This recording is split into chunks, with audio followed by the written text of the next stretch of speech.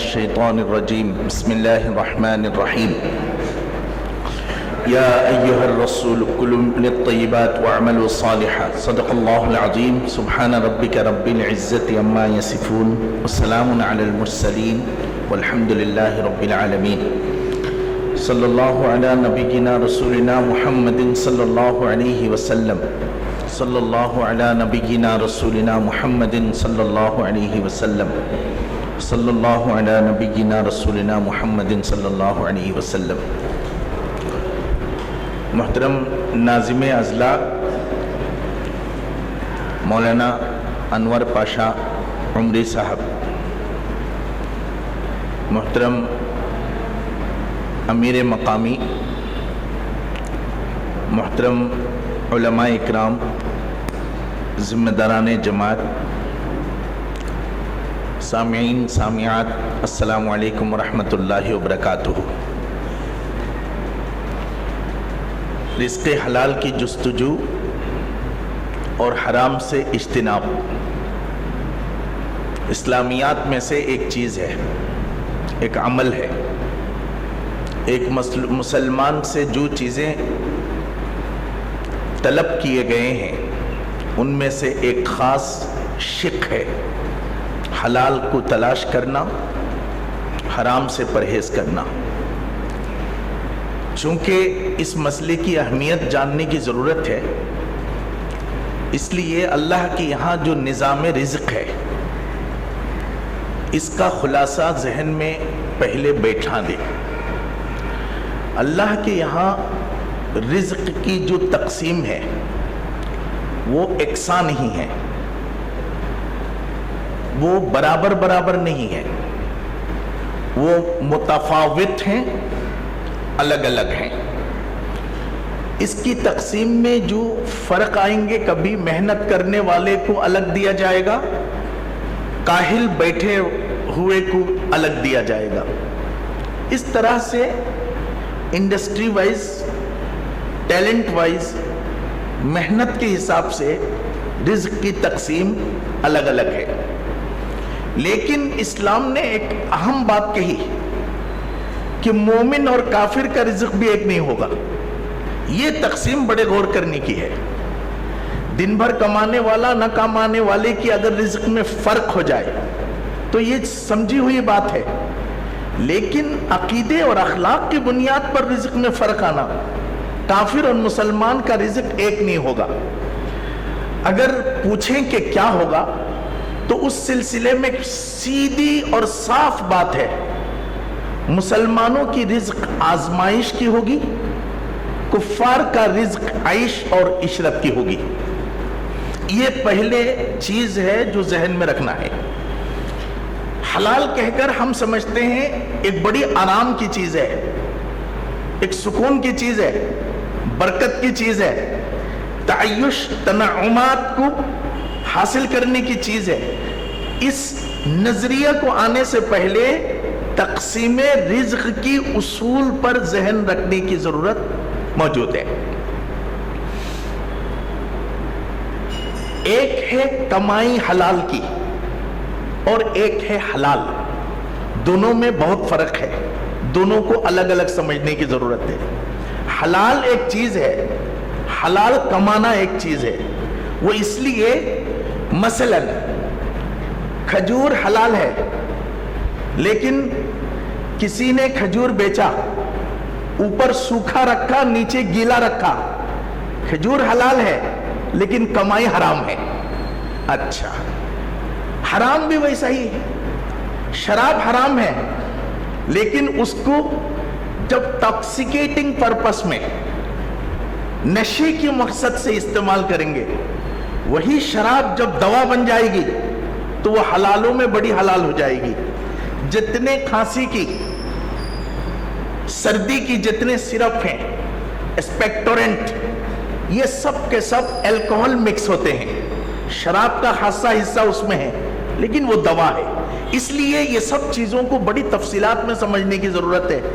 حلال ایک چیز ہے، حرام ایک چیز ہے، حلال کی کمائی ایک چیز ہے، حرام سے اجتناب ایک چیز ہے۔ اللہ ہم سب کو ان چیزوں کو اپنی اپنی طور پر مختلف ذریعے سے، علماء سے، جاننے والوں سے سیکھنے کی اللہ ہمیں توفیق عطا فرمائے۔ حضور اکرم صلی اللہ علیہ وسلم کو جب مبعوث فرمائے تو اللہ تعالیٰ نے اپنے پیغمبر کی ایک پورٹفولیو جاری کیا۔ یہ جو پیغمبر میرے آئے ہیں صلی اللہ علیہ وسلم، ان کے کیا کیا کام ہیں، وہ کام قرآن مجید کے اندر 7 جگہ گنائے گئے۔ ایک جگہ کام بھی گنایا، ترتیب بھی بتایا۔ مثلا وضو بعد میں کریں، نماز پہلے پڑھیں، ایسا نہیں ہو سکتا۔ وضو بھی ایک کام، نماز بھی ایک کام، جتنا دونوں ضروری کام اتنا دونوں کا کلاسیفیکیشن، سیریل مینٹین کرنا بھی ضروری۔ وضو پہلے کرنے پڑیں گے، نماز بعد میں پڑھنے پڑیں گے۔ اگر الٹا کر دیا گیا، وضو ہوگا کہ نہیں ہوگا وہ بعد میں، نماز تو نہیں ہوگی۔ الذين يتبعون الرسول النبي الأمي الذي يجدونه مكتوبا عندهم في التوراة والإنجيل يأمرهم بالمعروف وينهاهم عن المنكر۔ اس کے بعد اللہ نے کہا یہ پیغمبر جو ہم بھیجے ہیں یہ آپ کو بھلائی کا حکم دیں گے، برائی سے روکیں گے۔ اتنی تک بات عمومی تھی۔ کام کیا ہے؟ وَيُحَرِّمُ عَلَيْهِمُ وَيُحِلُّ لَهُمُ الطَّيِّبَاتِ وَيُحَرِّمُ عَلَيْهِمُ الْخَبَائِثِ۔ کہا ان کا سب سے پہلا کام حلال روزی پرووائڈ کرنا، حرام سے بچانا۔ کہا کلمہ پڑھنا، کہا نہیں، قرآن پڑھنا بعد میں، حرام سے بچنا پہلے، حلال کھانا پہلے۔ کہا نماز پڑھنا، کہا نہیں، نماز بھی بعد میں، حلال کھانا پہلے، حرام سے بچنا پہلے، حرام سے بچنا پہلے، حلال کھانا پہلے۔ سب سے پہلی بنیاد حلت اور حرمت کی پہچان اس کا سیون ہے۔ اس کے بعد کلمہ، نماز، روزہ، حج، زکوٰۃ، اسلام، ایمان۔ لا الہ الا اللہ کے بعد سب سے پہلی چیز جس پر محنت کی جائے گی وہ حلت ہے اور حرمت ہے۔ اگر اس پر محنت نہیں کی گئی تو اس سے محنت کرنے سے پہلے جتنے روزے رکھے گئے، حج کیے گئے، جو بھی کیے گئے، اس کے بارے میں حضور نے مسلم شریف میں ایسے لفظ فرمائے جسے سننے کے بعد سمجھنے والے کا کلیجہ پھٹ جائے گا۔ اس بات کو حضور نے فرمایا کہ ایک شخص ہے، وہ کہتا ہے اللہ یا ربی یا ربی، ایک ایسا لفظ جو توحید کی چاشنی سے شراشار ہے۔ اس سے بہتر دنیا میں کوئی ذکر نہیں ہے بندے کے لیے، ایمان کی ثبوت دینے کے لیے اس سے اچھی کوئی پہچان نہیں۔ وہ کہتا ہے یا ربی۔ حضور نے فرمایا تمہارا یا ربی تمہارے کندھے سے اوپر نہیں جاتا۔ کہا کیوں؟ کہا نماز نہیں ہے، نماز ہے، روزہ بھی ہے، حج بھی ہے، زکوٰۃ بھی ہے، تو حضور کیا تکلیف ہے؟ مطعمہ حرام، کہ تمہارا کھانا پینا حرام ہے، ملبسہ حرام، تیرے کپڑے حرام ہیں، مشربہ حرام، پینا بھی حرام ہے، وغذی بالحرام، تمہارا جسم جو بنا ہے وہ حرام ہے۔ اب تمہارا سبحان اللہ بھی اللہ کو پسند نہیں ہے، تمہارا لا الہ الا اللہ بھی اللہ کو پسند نہیں ہے، اب تمہاری تسبیح بھی پسند نہیں، تذکیر بھی، تحلیل بھی پسند نہیں۔ بہت اہم مسئلہ ہے۔ ہماری زندگی ان اصولوں کو ڈنگا کر آگے چلی گئی۔ ہم نے وضو کو چھوڑا، نماز پر محنت کی، ہم نے حقوق کو چھوڑا، حج پر محنت کی، ہم نے فرض کو چھوڑا، نفل پر محنت کی۔ وہ نفل جو فرض چھوڑ کر کیا جائے وہ سراسر فساد ہے، سراسر فسق ہے۔ اللہ ہمیں حفاظت فرمائے۔ ایک شخص شب قدر کے دن، شب برات کے دن عشاء کی نماز پڑھ لے جماعت کے ساتھ، فجر کی نماز پڑھ لے جماعت کے ساتھ، اس کے بیچ میں وہ سو جائے، پوری رات اس کی نماز میں شمار ہوگی. ابو داؤد، بزار، مجمع الزوائد. ایک شخص عشاء کی نماز میں لیٹ پہنچے، رات بھر نفل پڑھے، 3 بجے جا کر سو جائے، اس کی پوری رات کی نماز اللہ کے یہاں جو حال ہوگا، اللہ ہمیں حفاظت فرمائے. جو بنیاد ہے اس پر پہلی توجہ ہو.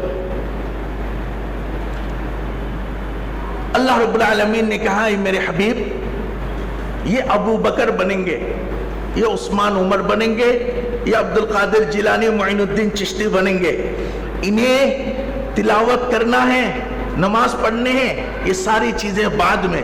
سب سے پہلے کہو حلال کھائے، حرام سے دور رہے، ورنہ عمل کی اپنی جگہ پر کوئی وقات نہیں ہے. اگر غذا، لباس، پیرہن، استعمال حرام ہو.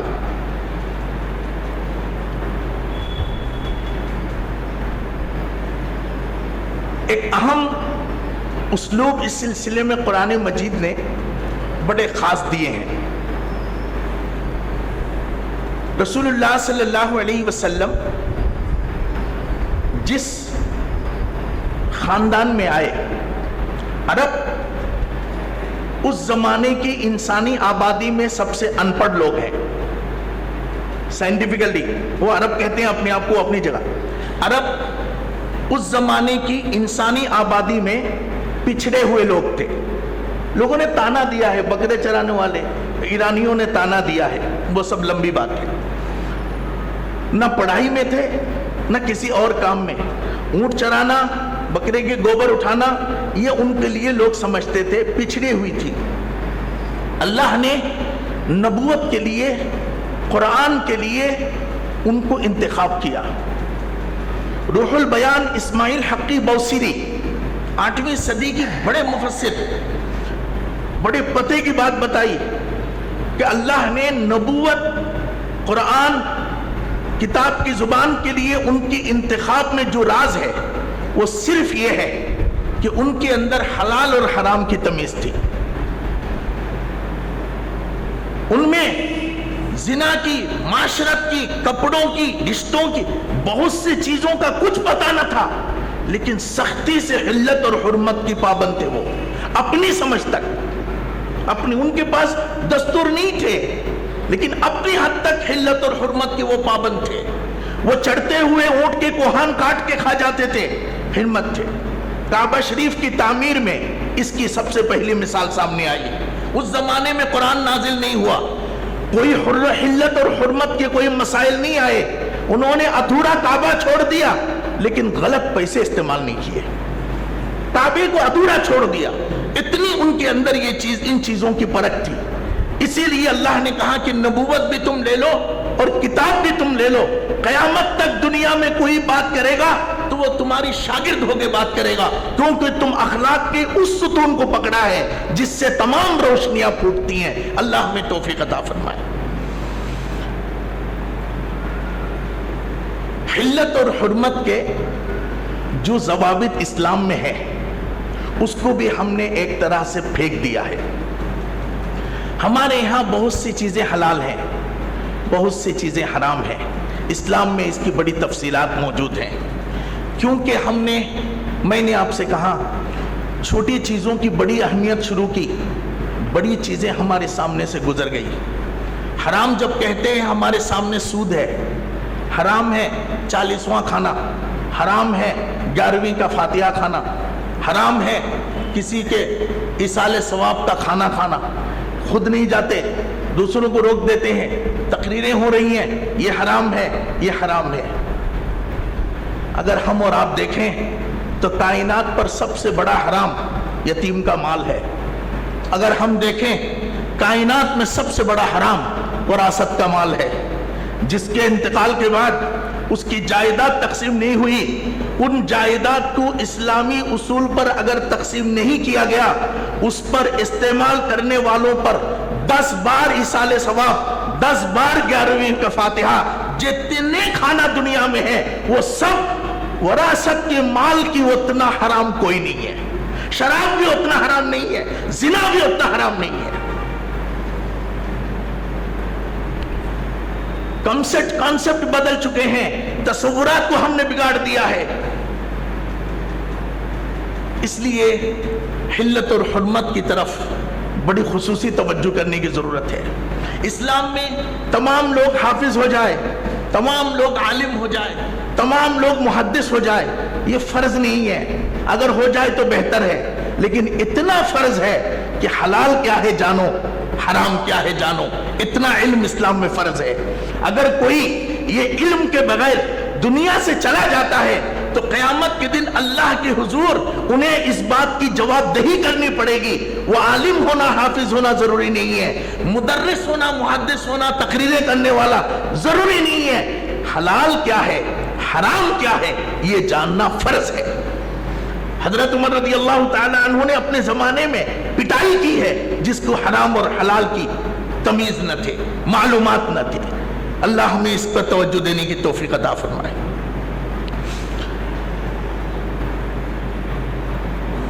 ایک حدیث شریف ہے، اس کی تھوڑی سی آپ کے سامنے گفتگو کروں، شاید موضوع کا ایک حصہ واضح ہوگا۔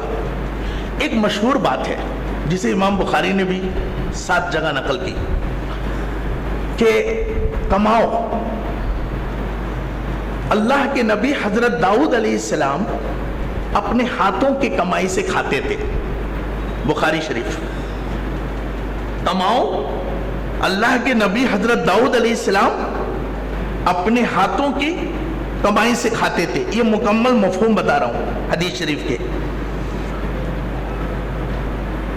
مثال دی گئی کہ کمانے کی فضیلت معلوم ہوتی ہے، لیکن داؤد علیہ السلام کی مثال کیوں دینا ہے؟ ہم تو امت ہے محمد صلی اللہ علیہ وسلم کے، ہمارے نبی بزنس مین تھے۔ داؤد علیہ السلام سے بھی زیادہ بڑے بزنس مین ہمارے نبی تھے، ان کی مثال ہمیں کیوں دی جا رہی ہے؟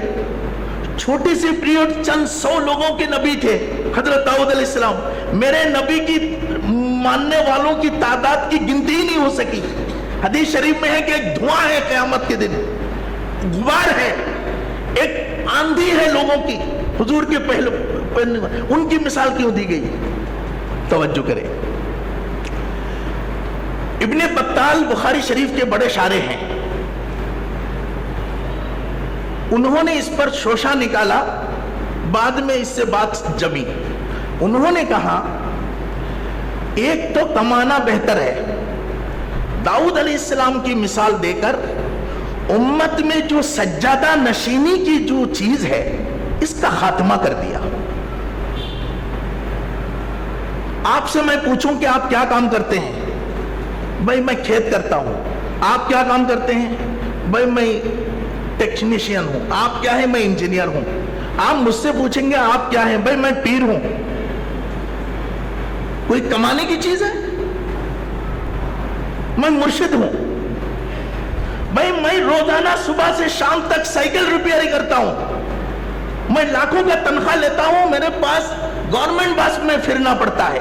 آپ مرسیڈیز بس گاڑی میں پھرتے ہیں، آپ کی کمائی کیا ہے؟ نہیں بھائی میں مرشد ہوں، میں پیر ہوں۔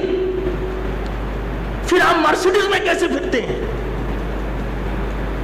آج کی آڈٹ اس کو پکڑتا نہیں ہے، اللہ کی یہاں اس کی چھوٹ نہیں ہوگی۔ آپ ابو بکر صدیق سے بڑے پیر ہیں، ان کے پاس کیوں سواری نہیں ہے؟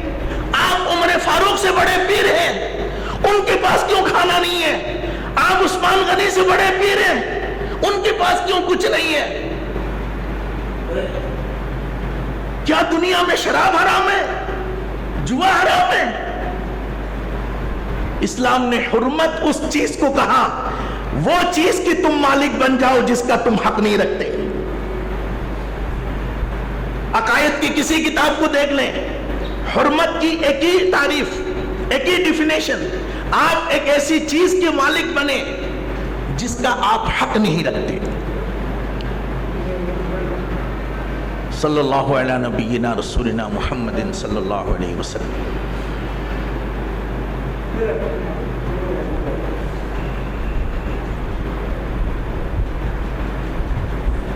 اللہم صلی علی محمد وعلی آل محمد کما صلیت علی ابراہیم وعلی آل ابراہیم انک حمید مجید۔ حرام کی ایک لسٹ بنا لی ہم نے، خنزیر کا گوشت حرام ہے، کتے کا گوشت حرام ہے، شراب حرام ہے۔ قرآن مجید حدیث شریف میں حضور نے فرمایا، امام نووی نے بڑی اچھی بات کہی کہ جتنی حدیثیں ہم تک پہنچی ہے، اگر مجھ سے پوچھو سب سے اچھی حدیث کون سی ہے جس میں پورا دین بیان کر دیا گیا، کہاں؟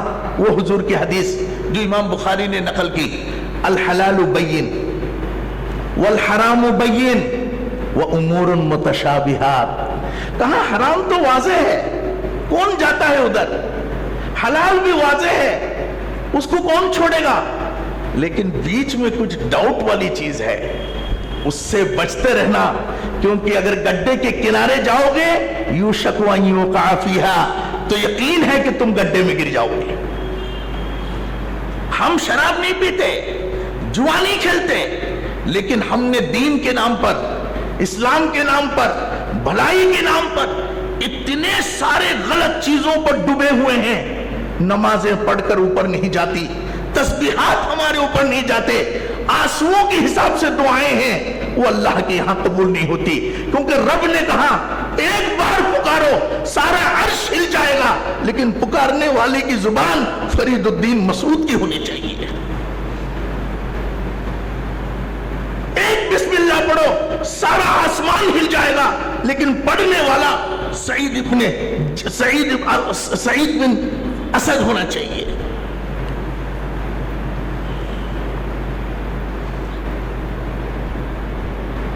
تسبیحات، مختلف چیزیں، یہ اپنی جگہ، حلال روزی دنیا کی سب سے بڑی درویشی ہے۔ نبیوں کی پہچان حلال روزی پر ہے، صحابہ کی پہچان حلال روزی پر ہے، ان کے زمانے میں بہتر شخص وہی ہے جس کی کمائی حلال ہو۔ حضور اکرم صلی اللہ علیہ وسلم تجارت کے لیے گئے،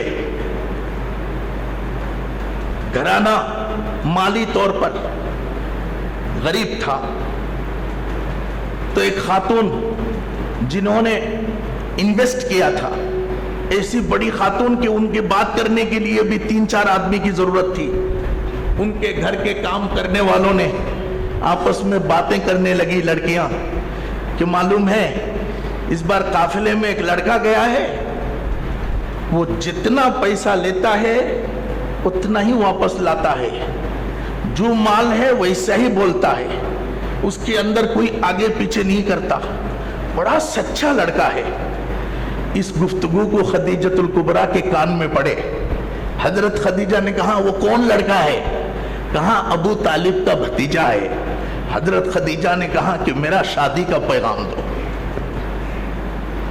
تہجد سن کر، تسبیح سن کر، حضور کی عمامہ دیکھ کر یہ چیزیں متاثر نہیں کرتی۔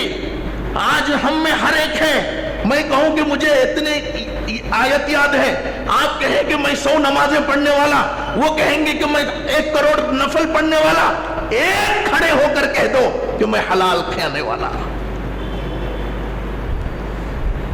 حضرت شیخ معین الدین چشتی کو جنت ملے گی، عبد القادر جیلانی کو جنت ملے گی، بشر حافی کو جنت ملے گی، معروف کرخی کو جنت ملے گی۔ میرے نبی نے فرمایا مجھے بھی جنت ملے گی، لیکن میری جنت کی چھت کے نیچے اس کو جنت ملے گی جو تاجر ہے، سچا ہے۔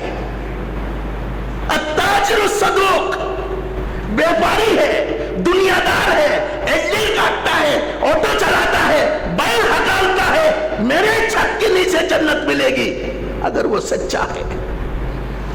اعمال کو پہچانے، تسبیح والے کو جنت ملے گی، جبے والوں کو، حمامہ والوں کو جنت ملے گی۔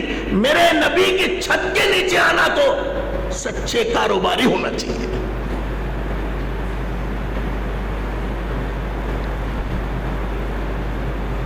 ابراہیم بن ادم بادشاہ تھے، توبہ کر کے اللہ والے بن گئے۔ ایک بہت بڑے درویش ان کے پاس آئے، انہوں نے پوچھا کہ بہت دن کے بعد آ رہے ہو؟ کہا حضرت سب کچھ چھوڑ چھاڑ کے چلے جانے والا تھا، تو کیا ہوا؟ کہا نہیں پھر واپس آ گیا ہوں۔ وہ خود بھی بہت بڑے ولی ہیں۔ کہا کیوں؟ کہا حضرت میں جاتے جاتے روزی کی تلاش میں بزنس کچھ کروں گا, یہ دنیا چھوڑ کر جا رہا تھا. ایک جگہ دیکھا ایک گھونسلے میں ایک معذور اندھی چڑیا ہے, ایک چڑیا نے 2 دانے لا کر اس کو کھلا رہی ہے. تو میں نے سوچا اس اندھے چڑیا کو اگر اللہ تعالیٰ کھانا دے گا, مجھ جیسا آدمی کو کیوں نہیں دے گا, میں کیوں روزی کے لیے مارا مارا پھروں. یہ سمجھ کر میں واپس آ گیا ہوں. ابراہیم بن ادھم جو ہے پیٹ کے لیے ولی نہیں تھے, کچھ بھی کرنے نہیں آتا اس لیے اب بابا بن جاؤں, ایسے ولی نہیں تھے. بادشاہت کو ٹھوکر ماری اور خدا ترسی پکڑ لی, جنین تھے. تو انہوں نے کہا اچھا وہ اندھی چڑیا کو دیکھ کر آپ نے یہ نصیحت پکڑی کہ میں بیٹھا رہوں, اللہ مجھے ضرور روزی دے گا. وہ جو چڑیا دانا لے کر آ کر کھلا رہی ہے اس سے کچھ نصیحت نہیں پکڑے, یہ کھانے والی سے نصیحت پکڑ لی آپ نے. وہ جو دانا لے کر آ کر اس کو کھلا رہی ہے اس سے نصیحت پکڑو.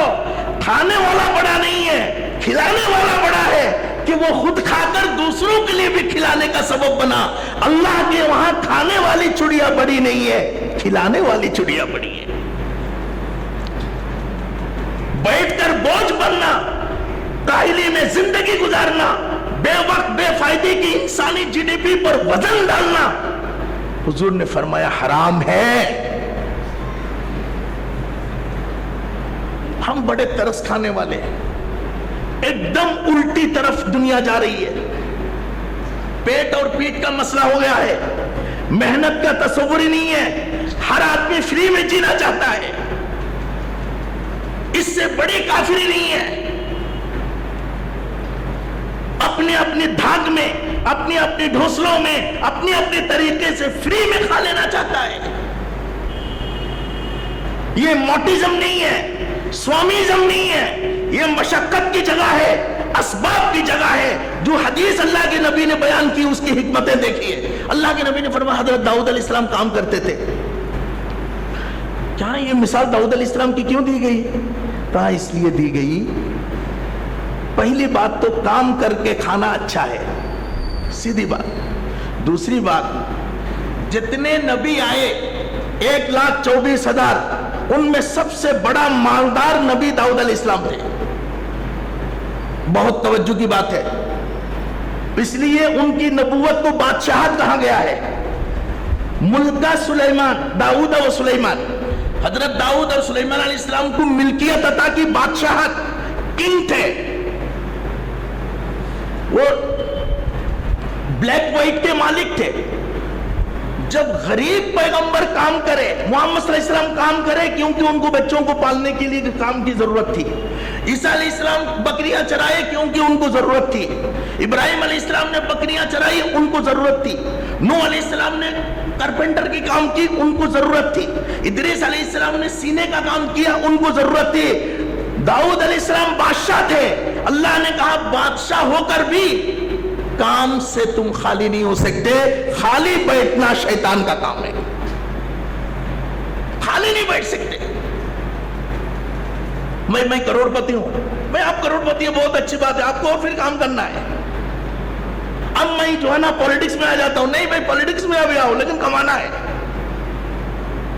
آپ کو کمانا ہے, کام کرنا ہے, حرکت میں رہنا ہے. پہلا اصول, اس کی اصل آپ دنیا کی تناظر میں دیکھیں. تیسری بات, حضرت داؤد علیہ السلام کی مثال دے کر یہ بتایا کہ ہر زمانے میں قوم میں ایک طبقہ ہوگا جو قوم کو چوس لے گا, استحصال کرے گا. وہ پرم پوجیہ ہوگا, وہ سوامی ہوگا, وہ کوئی اور ہوں گے. آپ ان کو نذرانے, نیاز, بخشش, وہ ایکس وائی زیڈ, یہ سب کر کے آپ وہ قوم پالیں گے ان کو. کہا کہ داؤد علیہ السلام کو میں نے جو بادشاہت دی, کس پر؟ پرندے ان کے تابع, ہوا ان کے تابع, پہاڑ ان کے تابع, سونا ان کے تابع, مائنس ان کے تابع. وہ اگر کہتے اے پہاڑ تو سونا ہو جا, سونا ہو جاتے. وہ اگر کہتے اے دنیا کے تمام پانی تو سلور ہو جا، سلور ہو جاتے. وہ اگر کہتے اے ساری زمین تو ڈائمنڈ ہو جا تو وہ ڈائمنڈ ہو جاتے. خدا نے کہا اتنی اختیار دینے کے بعد بھی میرا داؤد بڑھائی کا کام کرتا ہے.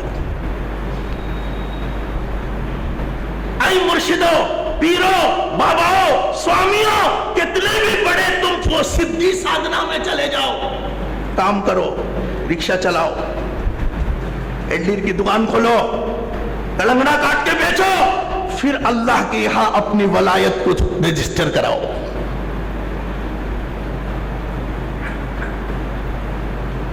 بڑوں کی طرف سے آئیں گے پہلے. حلال حرام میں خالی وہ شراب کی دکان والے کو پکڑ لیے سب مل کے، کرم بورڈ کے کلب والوں کو پکڑ لیے.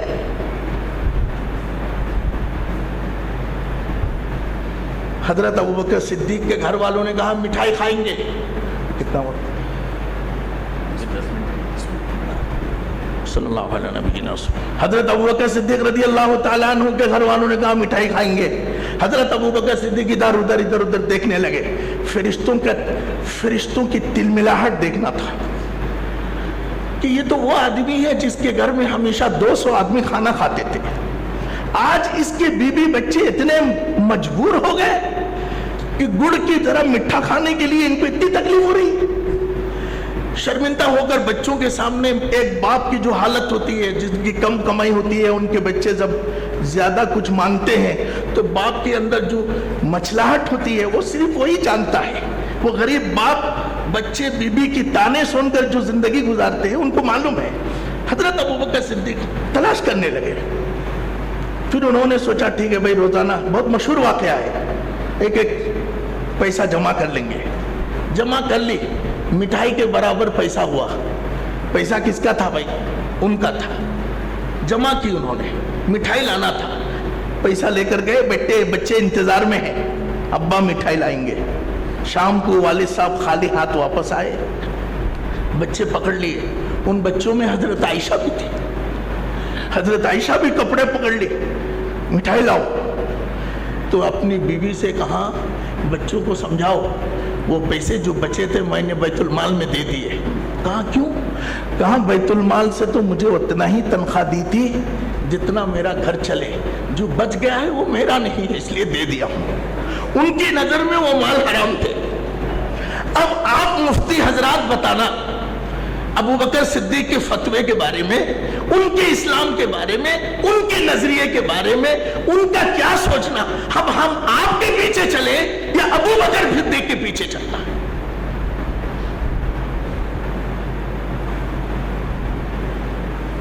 امام مسلم ایک دن میں 2 بار ٹوائلٹ گئے. ایک دن میں 2 بار ٹوائلٹ کو گئے. ان کی امی ڈاکٹر کے پاس لے کے چلے گئے کہ کیا ہوا؟ کہاں کیا ہوا؟ کہاں کہ 2 بار باتھ روم میں چلے گئے. کہاں کیوں؟ کہاں نہیں، جو اللہ والے ہوتے ہیں وہ 2 دن میں، 1 دن میں بس 1 بار جانا ہے کیونکہ کھانا کم. امام بخاری کی جب حرورہ دیکھا گیا تو 7 بادام کے ساتھ 17 سال چلے بھائی. 7 بادام پورے دن کا کھانا،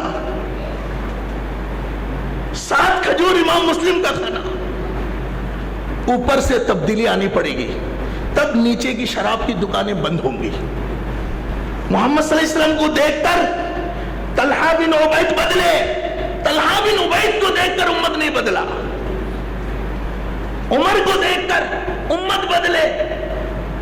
ابو بکر کو دیکھ کر امت بدلے. ابو بکر عمر کسی کو دیکھ کر نہیں بدلے، محمد الرسول اللہ کو دیکھ کر بدلے. اس لیے پہلے یہ تناسب برقرار رکھنے کی ضرورت ہے. دوسری بات، حضور اکرم صلی اللہ علیہ وسلم نے فرمایا ایک آدمی اگر حلال کمانے میں جا کر اگر اس کی موت ہو جائے تو وہ شہید ہے. من قتل دون مالہ فہو شہید. وہ اللہ کے یہاں شہادت کا درجہ رکھتا ہے. اپنے بچوں کی پرورش، اپنی ذمہ داریاں ادا کرنا انسان پر بہت لازم ہے. لیکن ہمارے لیے دنیا کو اسباب بنایا گیا، اس لیے یہاں پر ہمیں जिन चीज़ों की तरफ तवज्जो देनी है उनमें सबसे पहली चीज़ हमारी ग़िज़ा और हमारा माल है। क़यामत के दिन जो सवाल हैं उनमें पहला सवाल, इंशाअल्लाह तकरीर भी है, पहला सवाल आपने लिया कहाँ से है, कमाया कहाँ से है। हराम के जो उसूल इस्लाम में है उसकी बुनियाद हक है, जिसके अंदर जितना हक डिस्टर्ब होगा वो उतना हराम होगा, अलावा उन चीजों के जिनमें अखलाक डिस्टर्ब हों। जरा गुजारिश करूंगा, अलाउद्दीन अबुल बकर अल कासानी अल बदाई व सनाए हमारे जमाने की आखिरी जमाने का सबसे बड़ा जुरिस्प्रूडेंशियल एक्सपर्ट, फकीह के बड़े उस्ताद, बात यह बतलाई कि हुर्मत की दो खास बुनियादें हैं, एक अखलाक का डिस्टर्ब होना, दूसरा एक है अखलाक का डिस्टर्ब होना, दूसरा है हक का डिस्टर्ब होना, तीसरी कोई शक्ल नहीं है। मसलन हमें कहा गया खिंजीर मत खाओ, बता वजह क्या? क्योंकि उसकी तबीयत के अंदर गंदगी है। चीड़ फाड़ कर जानवर मत खाओ, क्यों? उसके अंदर एंटी ह्यूमैनिटेरियन या एंटी एथिक्विटिक्स अखलाक के खिलाफ चीजें हैं। हमसे ऐसी कोई चीज मना नहीं की गई जिसकी खुद की बुनियाद पर वो ना हराम हो। हर चीज की बुनियाद या तो अखलाक पर है या तो हुकूक पर है। मसलन यतीम का माल मत खाओ, क्यों? हक मारा जाता है। दूसरों को चोरी करके मत खाओ, हक मारा जाता है। सूद मत खाओ, हक मारा जाता है। रिश्वत मत खाओ, हक मारा जाता है। तिजारत के अंदर मैंने मिसाल दी, ऊपर सूखा रखकर नीचे गीला रखकर बेच दोगे तो हराम होगा, क्यों? हक मारा जाता है। हराम के दो ही उसूल कि या तो अखलाक डिस्टर्ब होंगे या तो हक राइट डिस्टर्ब होंगे। अब इन दोनों चीजों को आप देखें,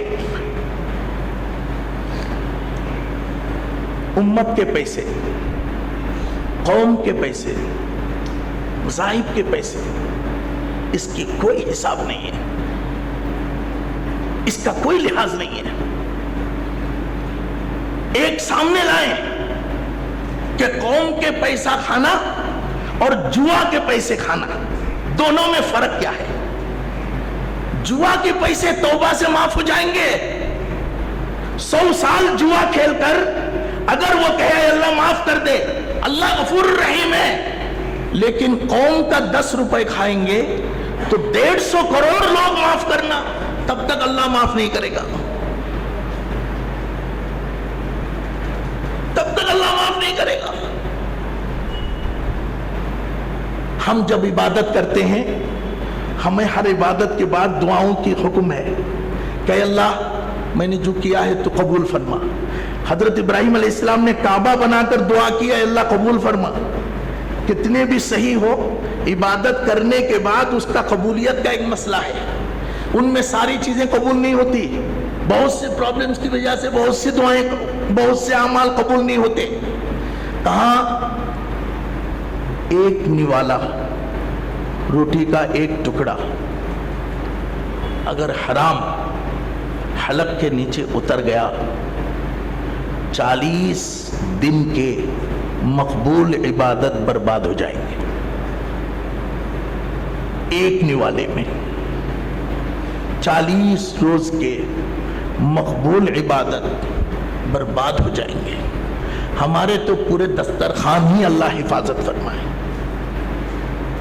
वरासत का ख्याल नहीं है, यतीम के मालों का ख्याल नहीं है, लेन देन में ख्याल नहीं है।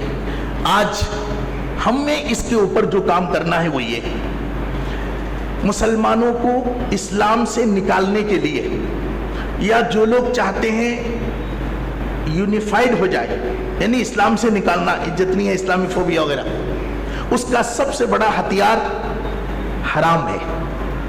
अगर उनको हराम डाल दिया गया, फिर मस्जिदें उनको लाखे बनाने लगाओ, ऐसी तंजीमें, दावत, दरस लाखों करने लगाओ, सब कुछ रहेगा, ईमान उनमें नहीं रहेगा।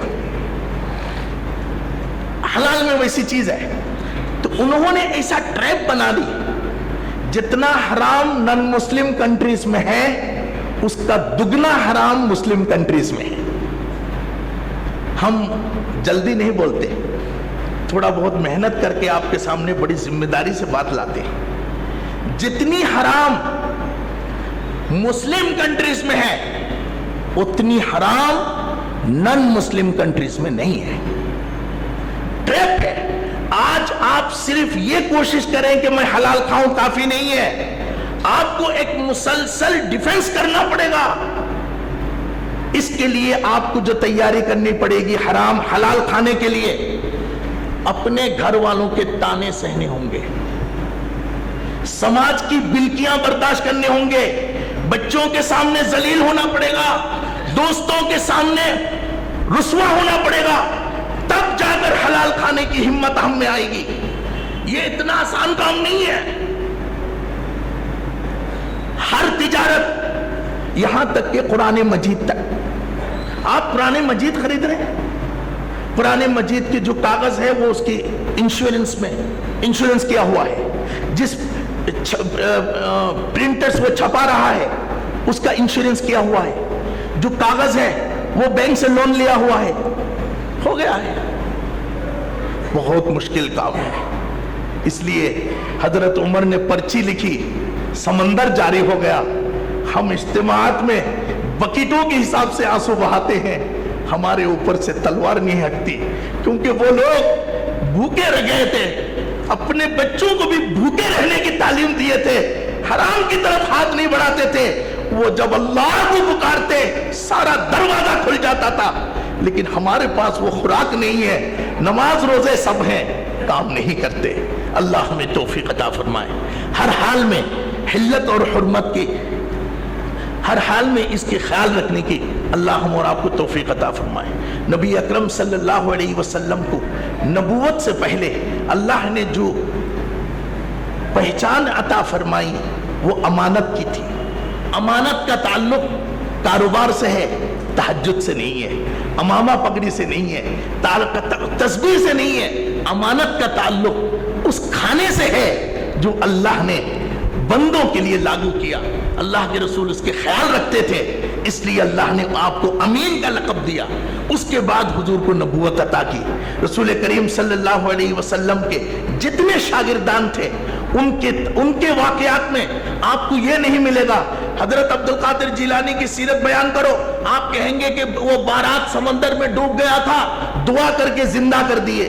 شیخ معین الدین چشتی کی سیرت بیان کرو، آپ کہیں گے 9 لاکھ لوگ ان کے ہاتھ میں توبہ کیا. معروف ترکی کے بابا فرید الدین کے، حضرت قطب الدین بختیار کاکی کے بڑے بڑے چمتکار، بڑے بڑے کرامت. اب آپ کہیں گے عمر فاروق کی سیرت بیان کرو، حضرت کہیں گے عمر فاروق وہ ہے کہ اس نے اپنے بیٹے کو، اس لڑکی کو بہو بنایا جو دودھ میں ملاوٹ نہیں کرتی. ابو بکر کا بتاؤ کہ کسی نے روٹی دیا حلق سے انگلی ڈال کر نکال لیا. عثمان غنی کی سیرت بتاؤ تو وہ کہیں گے کہ بھئی ایک آدمی نے کہا یہ دونوں تیرا ہے، کہا ان میں سے تیرا کون ہے؟ حضرت عثمان نے کہا دونوں لے لے، مجھے کون سا میرا معلوم نہیں. کہا نہیں حضرت یہ آپ کا ہے. حضرت عثمان نے کہا نہیں مجھے شک ہو رہا ہے، دونوں تو لے لے، اگر کوئی غلط میں لے لوں تو قیامت کے دن اللہ کہے گا کہ اس کے لوٹا واپس کر.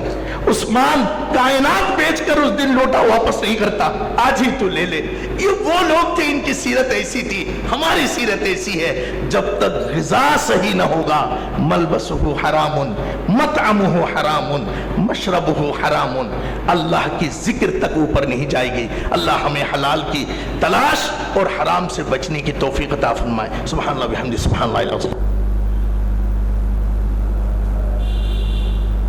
بلاغت جونتی ہے ان کے انداز